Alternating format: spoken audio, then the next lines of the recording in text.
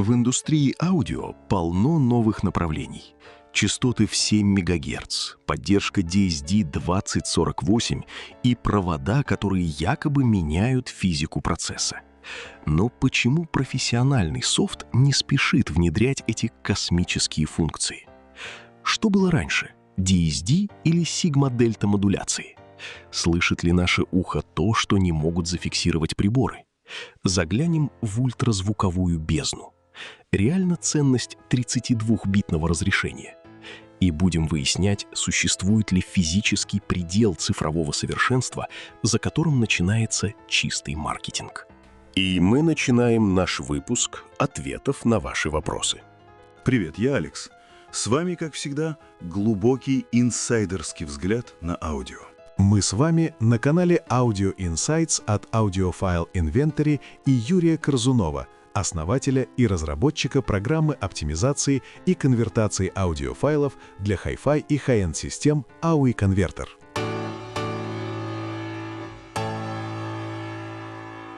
А я Эмилия. Не забудьте поставить лайк и подписаться, чтобы мы могли раскрывать еще больше таких секретов. Информация в этом выпуске максимально сжата, поэтому слушайте до самого конца, чтобы понять всю картину. А теперь поехали!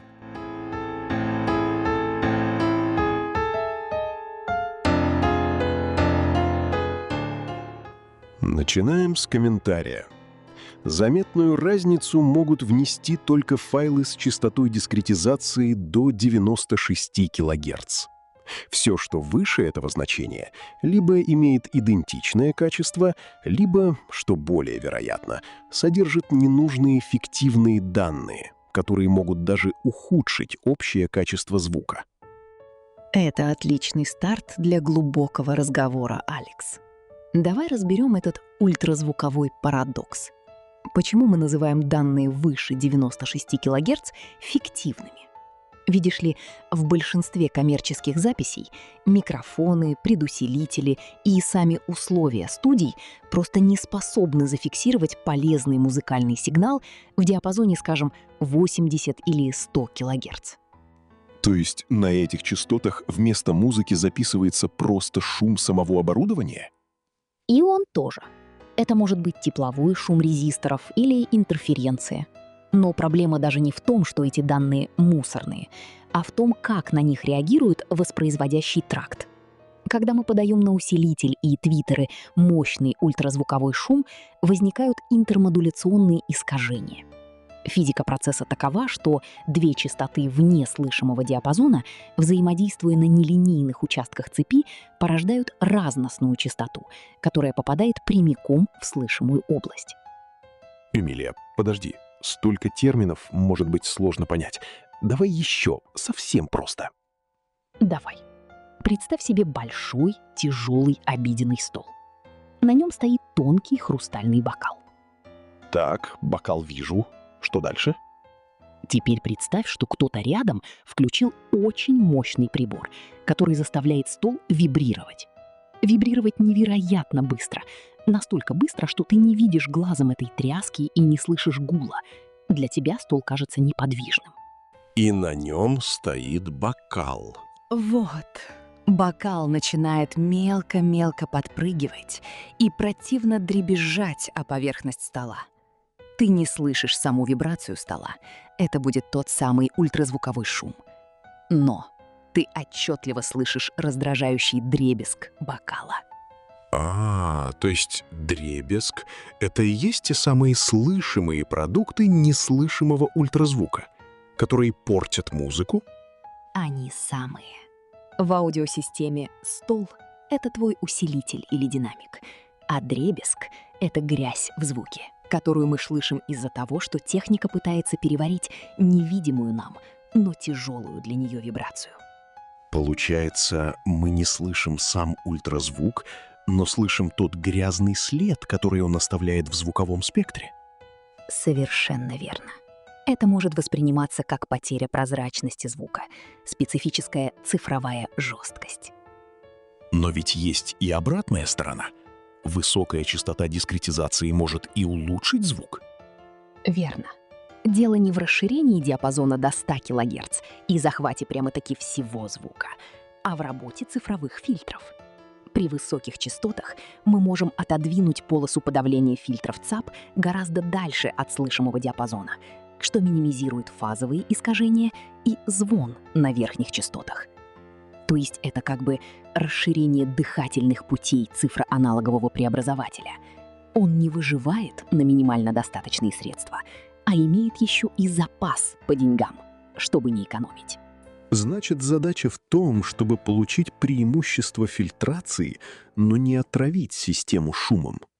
Именно для этого и реализованы алгоритмы, которые позволяют работать с контентом высокого разрешения особым образом. Мы можем эффективно отсекать ультразвуковой мусор, сохраняя математическую точность сигнала, чтобы ваш ЦАП работал в облегченном режиме, фокусируясь на музыке, а не на борьбе с артефактами оцифровки. Это делается такими алгоритмами, как оптимизированный режим в программе аудиоконвертера AUI Converter. Подробнее об этом можно почитать в статье и посмотреть видео по ссылкам в описании.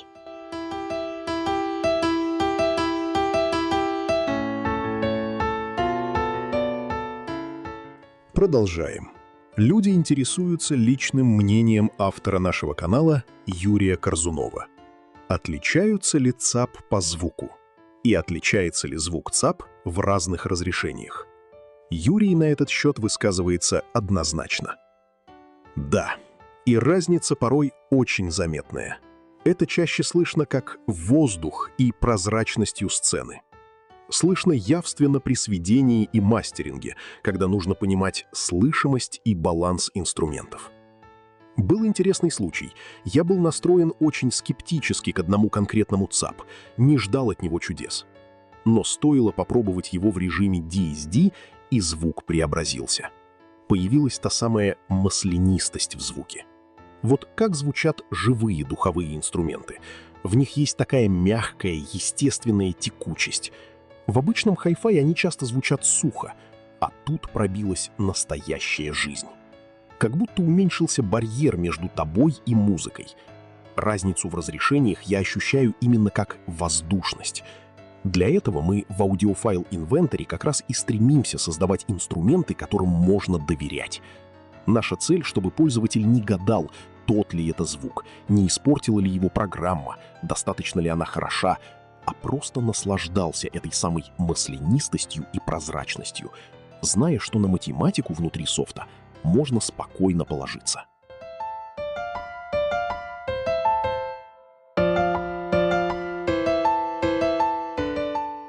Вот такой комментарий. Вы забыли сказать, что звуки в реальности не гармонические, и что ухо способно различать негармонические сигналы с гармониками до 100 МГц. Наверное, имеется в виду 100 кГц. В то время как гармонические сигналы выше 20 кГц ухо не слышит. На этом и построен хай-энд. Отсюда и разница в звучании даже проводов. Но подтвердить приборами эту разницу не могут, ведь не то измеряют. Отсюда и невозможность приблизить звучание тракта к звучанию живых инструментов. Ведь никакой цифровой формат пока не поддерживает передачу гармоник до 100 МГц. Потому и до сих пор есть любители аналогового звука, ведь там с этим дела обстоят немного лучше, чем в цифре. Здесь смешаны корректные наблюдения и физически невозможные утверждения. Начнем с главного. Ухо не воспринимает частоты в десятки килогерц. Верхняя граница — порядка 20 килогерц. Это ограничение биомеханики улитки. Кое-какие исследования есть, но пока без твердого результата. Если мы и слышим ультразвук, то разве что через интермодуляцию в аппаратуре. То есть 100 МГц — это просто ошибка? На сегодня на уровне доказанной физиологии это невозможно. Но автор комментария интуитивно зацепил важную вещь — временную структуру сигнала. Мы действительно чувствительны к атаке, к резкости начала звука. И это не связано с ультразвуком? Нет. Резкость атаки кодируется не сверхвысокими частотами, а согласованной работой компонентов звуковой волны внутри слышимого диапазона, их фазой и амплитудой. Тогда почему часто говорят, что цифра сглаживает атаку? Это связано не с самим цифровым принципом, а с реализацией. Особенно ранние ЦАПы. Фильтры, джиттер, ошибки апсэмплинга, нелинейности. Современные программно-аппаратные системы при корректной реализации таких проблем практически не имеют. А ограничение по частоте дискретизации 44,1 кГц с рабочей полосой 20 кГц не влияет?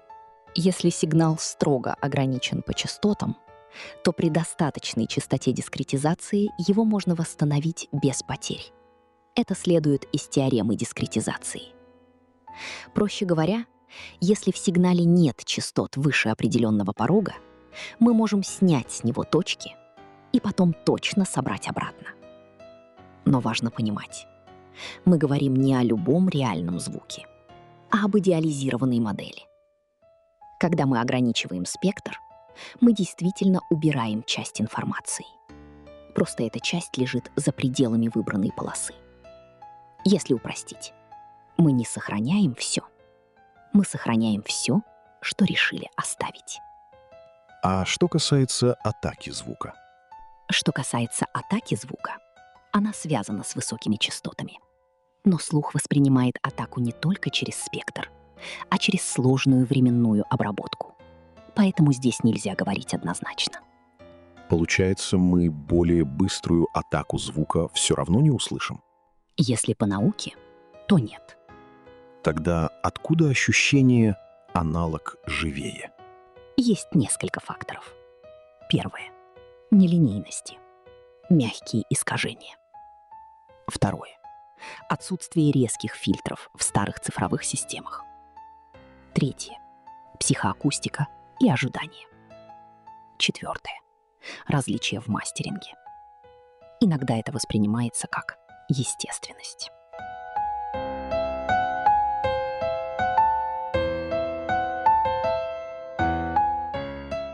Соответствие математики и реального мира все может быть и не так просто, как кажется на первый взгляд. Сама теорема Найквиста, Котельникова-Шеннона — это математика. Она не зависит от состояния науки. Но вопрос, как именно человек воспринимает звук, уже область психоакустики. И здесь возможны разные интерпретации. И если перейти на философский уровень? Если перейти на философский уровень, можно поставить под сомнение саму идею объективного звука и рассматривать его как явление сознания. Это то, что можно назвать квантовым аудио. Нет, это скорее разговорная метафора, чем научное понятие. Но современный человек скорее поймет, в каком направлении пойдет мысль. Если говорить строго, это ближе к позиции субъективного идеализма, когда считается, что реальность дана нам только через наше восприятие, то есть доступ к ней всегда опосредован. Тогда звук — это не просто колебания воздуха, а то, как они переживаются наблюдателем. Мы не имеем доступа к миру напрямую, только через ощущения. Проще говоря, не есть звук, и мы его слышим, а есть наше восприятие, и в нем появляется звук. Да, так. В радикальной же форме, с позиции солипсизма, можно даже допустить, что звук, уши и аппаратура — это часть фильма, который мы смотрим своим сознанием. Этим можно объяснить, почему люди иногда слышат то, чего не существует в мире объективистского подхода к аудио. Как в компьютерной игре. Звуки — наборы цифр, а мы на наших экранах сознания можем представить их по-разному. Да, можно и такое допустить.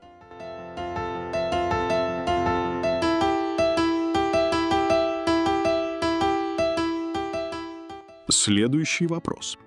По теореме Найквиста-Котельникова-Шеннона при частоте дискретизации, утрирую, 40 кГц, можно восстановить сигнал вплоть до 20 кГц. Но музыка не состоит из стационарных, длительных, неизменных сигналов. Интересно, какая полоса нужна для сигнала, состоящего, скажем, из одного периода синусоиды 20 кГц, паузы такой же длительности, снова периода 20 кГц и так далее. Или, скажем, что станет с таким сигналом, если его ограничить до 20 кГц? Здесь ключевой момент. Теорема Найквиста-Котельникова работает для сигналов, которые заранее ограничены по полосе частот. Неважно, бесконечные они или нет, важно, чтобы в спектре не было частот выше заданного предела. То есть проблема не в том, что сигнал короткий. Не в длительности как таковой, а в том, что короткий сигнал невозможно удержать в узкой полосе. Как только ты берешь один период синуса и обрываешь его, в спектре появляются дополнительные частоты. Длинный синус — это одна частота. Короткий фрагмент синуса — это уже набор частот вокруг нее. Причем, чем короче фрагмент, тем шире этот набор. То есть такой сигнал уже не 20 кГц? Да, его центр остается около 20 кГц, но спектр выходит далеко за эту границу.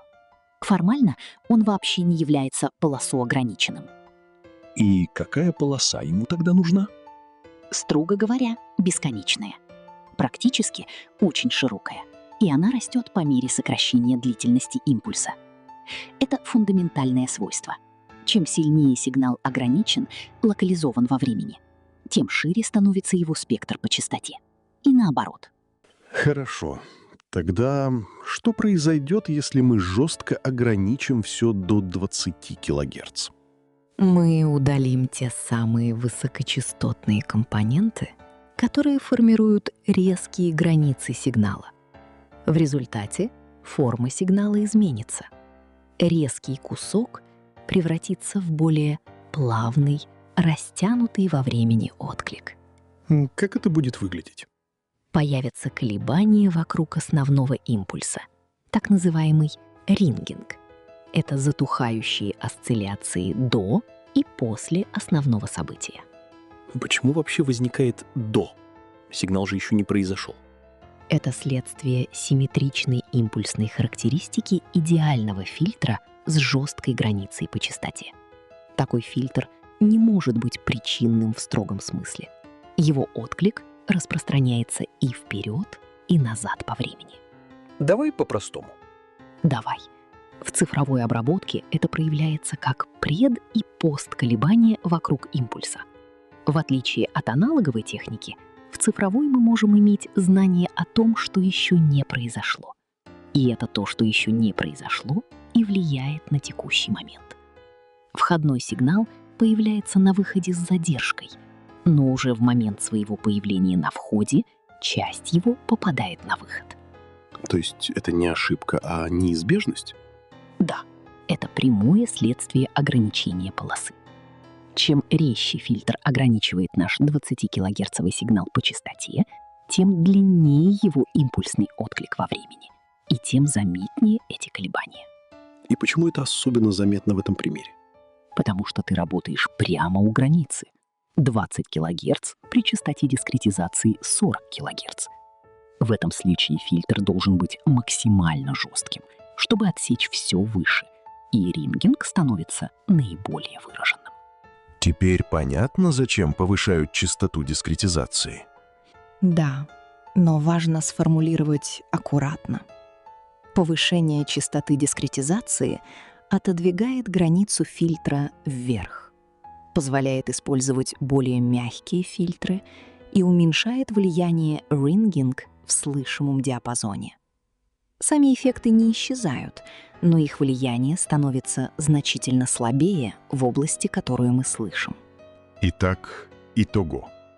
Одиночный синус — это импульс, и он не является полосоограниченным. Его спектр значительно шире 20 кГц. Ограничение полосы изменяет форму сигнала. Возникают пред- и постколебания — рингинг. Высокая частота дискретизации снижает их слышимое влияние, но не устраняет полностью.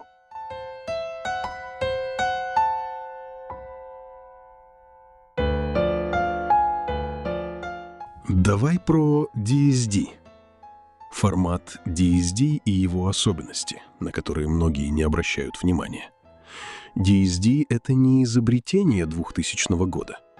Просто технологию дельта-сигма преобразований адаптировали под формат? Так ли это? Дельта-сигма ЦАПы уже были с 1990-х годов. Также интересно, применялись дельта-сигма АЦП на студиях в 1980-х, 1990-х годах, или это заблуждение? Если сразу записывать музыку в DSD, а потом уже обрабатывать и слушать в PCM, то будут ли преимущества и с записью чисто в PCM? В целом направление мысли верное, но есть нюансы. Дельта-сигма-модуляция появилась задолго до DSD. Ее теоретические основы относятся еще к середине XX века, а практическое внедрение в аудио началось значительно позже. Например, в 80-х в журнале «Радио» была опубликована схема ревербератора, сделанного на основе сигма-дельта-модуляции. Так было проще сделать цифровое аудиоустройство. То есть это была не новая технология в момент появления DSD? Совсем нет. В ЦАПах дельта-сигма-архитектуры массово появились в конце 1980-х, начале 1990-х. В АЦП примерно в тот же период, особенно в профессиональной и измерительной технике. К 1990-м годам дельта-сигма уже стала стандартным подходом в аудио. А DSD тогда что именно? DSD — это не сама технология, а способ представить ее результат как аудиоформат. Однако слово DSD вошло в обиход и теперь обозначает аудиофильский формат. Если упростить, сигма-дельта-модулятор внутри АЦП или ЦАПа работает с однобитным потоком на очень высокой частоте. Обычно этот поток не сохраняется, он сразу фильтруется и преобразуется в PCM. В случае DSD сделали следующее. Этот однобитный поток начали сохранять напрямую, практически без преобразования в многобитный PCM. То есть это буквально внутренности ЦАПа АЦП, вынесенные наружу? Это популярное упрощение, но не совсем точное. Внутри дельта-сигма-системы поток содержит агрессивное шумоформирование, требует обязательной фильтрации на выходе. DSD — это уже стандартизированная версия такого потока, пригодная для хранения и воспроизведения, но не полностью тождественная сырому внутреннему сигналу любого ЦАПа. Отличаются частоты дискретизации и разрядность. Когда это все стало форматом? В конце 1990-х, начале 2000-х, когда Sony и Philips разработали формат DSD для носителя SACD. То есть идея была не в изобретении новой математики, а в выборе другой формы хранения сигнала. А что насчет записи в DSD на студиях в 80-90-х? Это частично верно, но с оговоркой. Дельта-сигма АЦП и ЦАП действительно существовали и применялись. Но запись именно в DSD как формат — это уже более поздняя практика, конец 1990-х и далее. Раньше дельта-сигма чаще использовалась как внутренняя технология, а итоговый материал сохранялся в PCM. Теперь главный вопрос. Есть ли смысл писать сразу в DSD, если потом все равно переходить в PCM для обработки? Да, придется переходить. Причина в следующем. DSD плохо подходит для большинства операций обработки. Любой монтаж, эквализация, динамика требуют перехода в многобитное представление, PCM или аналогичные формы. То есть конверсия почти неизбежна. Да, поэтому реальный вопрос не избежать ли конверсии, а насколько она качественная. При современных алгоритмах DSD в PCM, обработка, PCM в DSD может выполняться с очень малыми потерями. Если все сделано корректно, инструментом, нацеленным на минимальные потери, например, AUI-конвертер. Если углубиться в его внутренности, DSD-сигнал превращается в мультибитный аналог. Этот аналог позволяет сделать обратное преобразование в DSD-сигнал без потерь. И вот этот мультибитный аналог обрабатывается. После обработки проводится ремодуляция обратно в однобитный DSD-сигнал. Разработка велась под контролем на предмет минимума искажений. И теми искажениями, которые вносятся при преобразовании, можно пренебречь. Подробнее о конвертации DSD в PCM и обратно можно по ссылке в описании.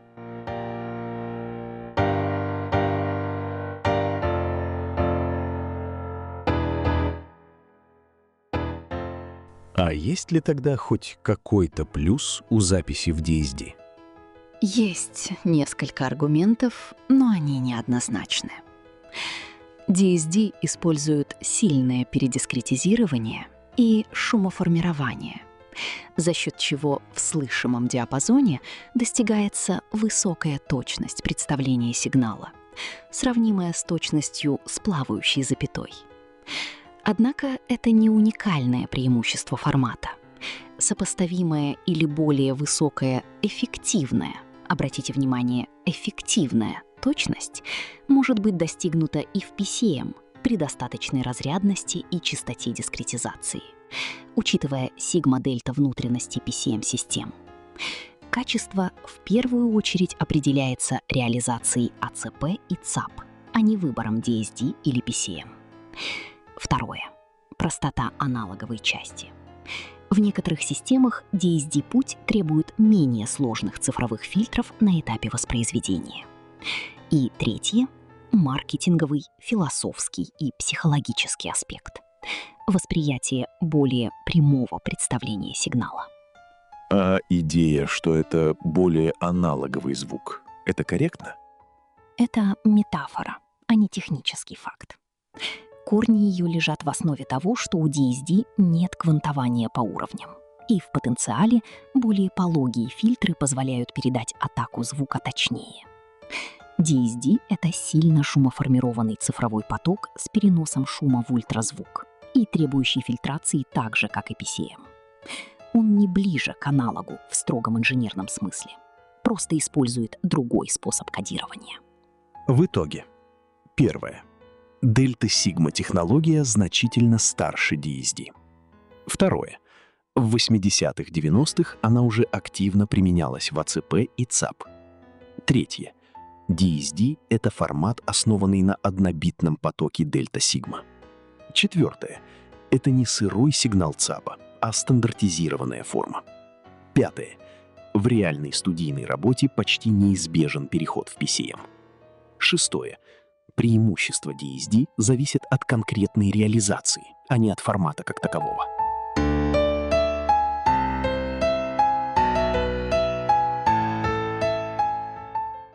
Короткая реплика.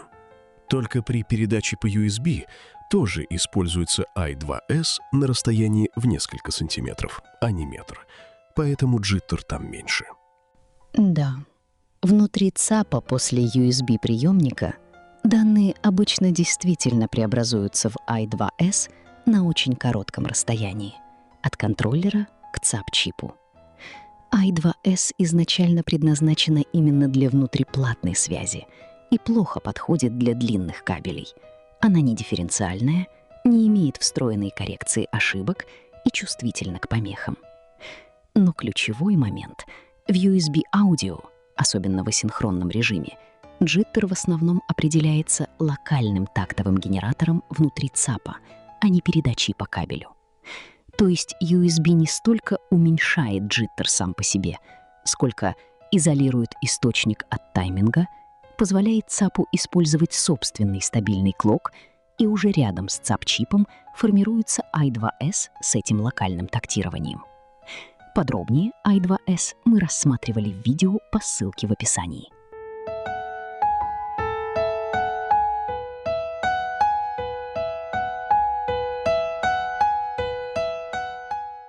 Зритель нашего канала задает вопрос. ЦАПы с поддержкой DSD 2048 и PCM 3072 кГц существуют. Есть даже экспериментальные модели с поддержкой PCM до 5-7 МГц. Планируете ли вы эти частоты добавить в ваш AUI-конвертер? Если он хорошо работает с текущими частотами, то аудиофилам определенно нужно. Тем более, когда появляется новый ЦАП с новыми функциями и форматами, всегда его нужно тестировать с помощью файлов. Была одна компания, которая выпустила ЦАП с теоретической поддержкой DSD 2048, PCM 3 МГц в 2021 году, но благодаря тому, что софта до 2024 года корректно работающего с этим не было, прогресс остановился. Невозможно было проверить и отписать производителю о багах и ошибках воспроизведения. В итоге процесс замедлился на 3 года. Это еще один аргумент в пользу добавления в софт поначалу кажущихся экзотических функций. Мы слышим эти запросы и помним о них. Но давай будем честны. Профессионалы не работают в стол. Чтобы добавить поддержку, скажем, 3 МГц, нам нужно разработать большое количество фильтров для матрицы фильтров ресэмплинга для каждого нового сочетания частот дискретизации на входе и выходе. Это не просто вписать цифру в меню. Это колоссальный объем разработки, настройки и тестирования. То есть 3 года ожидания софта для новых ЦАПов – это норма? Для индустрии скорее реальность. Аудиосообщество должно созреть. Сегодня преобладающий запрос не выходит за рамки DSD 512 и PCM 384 кГц. Мы инвестируем время в те решения, которые дают слышимый результат здесь и сейчас. Наш приоритет сегодня — AUI-плеер. Мы создаем надежный инструмент для прослушивания с обработкой в реальном времени. А когда экзотика получит тренд на рост, мы, как всегда, предложим для нее наше лучшее решение. А о AUI-плеер и о планах на его бета-тестирование вы можете почитать по ссылке в описании к этому видео.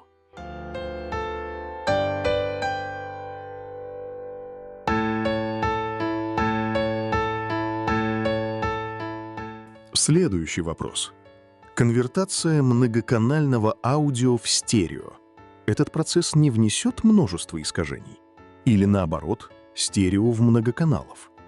Искажениями нет. А вот баланс может пострадать, если делать это бездумно. Это процесс творческий. Золотого алгоритма не существует. Например, в AUI Converter функция 5.1 в 2.0 сделана гибко. Мы предлагаем несколько вариантов даунмикса. Можно выбрать тот, который лучше всего отвечает вашему вкусу. Это как перевод книги. Важнее передать смысл, а не просто заменить слова.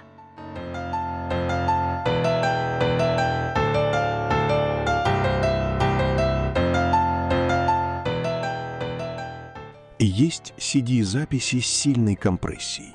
Как их можно улучшить с помощью ЦАПа? Так, чтобы более естественно звучали и динамика была более яркая. ЦАП сам по себе не может улучшить сжатую запись. Он лишь преобразует цифровой сигнал в аналоговый.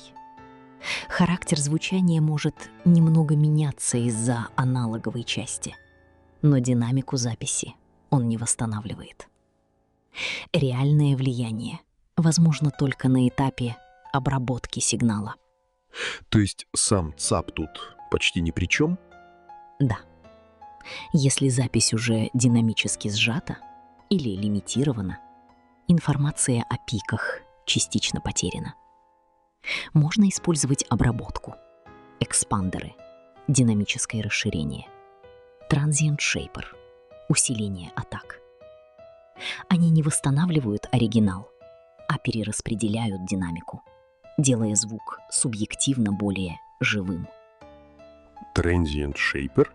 То есть это как компрессор? Похоже, но принцип другой. Компрессор реагирует на уровень, громко-тихо.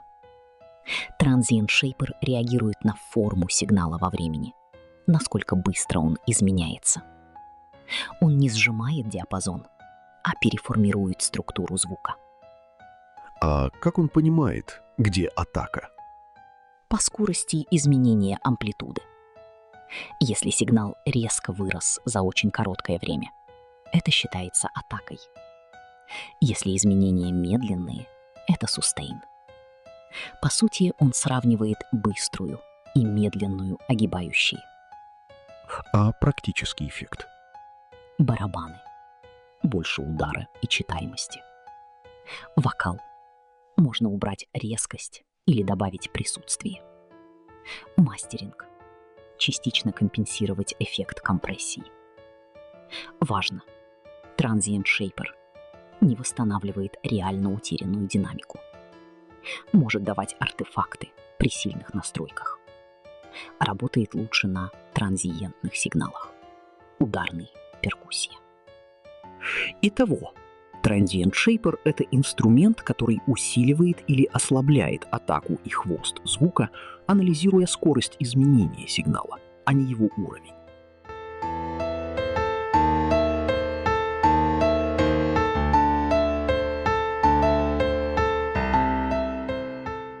Вот такая реплика под одним из наших видео.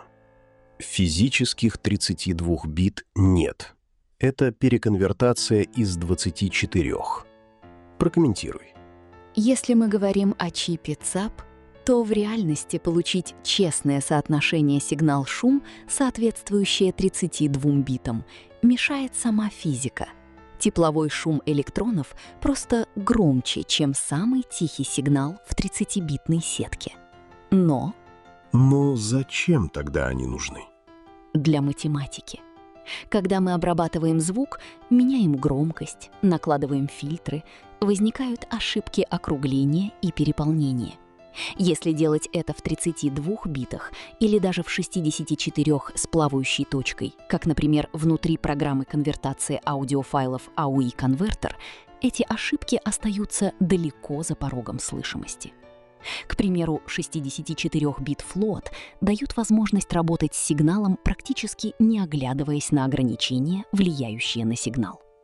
Так что 32 бита в ЦАПе — это не про сверхтихие звуки, а про чистоту математических операций внутри устройства. Исходя изо всех этих соображений и из практики, мы считаем 64-бит флот наилучшим форматом для работы в DSP — цифровой обработки сигналов. На сегодня все. Слушайте качественную музыку и доверяйте своим ушам. А с вами были Эмилия и Алекс на канале Audio Insights от Юрия Корзунова, основателя Audiophile Inventory и разработчика программы конвертера аудиофайлов для профессионалов и взыскательных меломанов AUI Converter. Ставьте лайки, в комментариях задавайте вопросы для следующих выпусков и делитесь своим опытом по темам этого ролика. Мы читаем все ваши комментарии. И даже если мы не вступаем в пустые споры, мы слышим каждого, кто ищет истину. Комментарии помогают нам создавать новый контент. Подпишитесь на наш канал и поделитесь ссылкой на это видео с друзьями, если вам было интересно. Поставьте лайк, чтобы сделать это видео ближе тем, кто, как и вы, ищет ответы. До новых встреч, друзья! И пусть ваш звук всегда будет безупречен.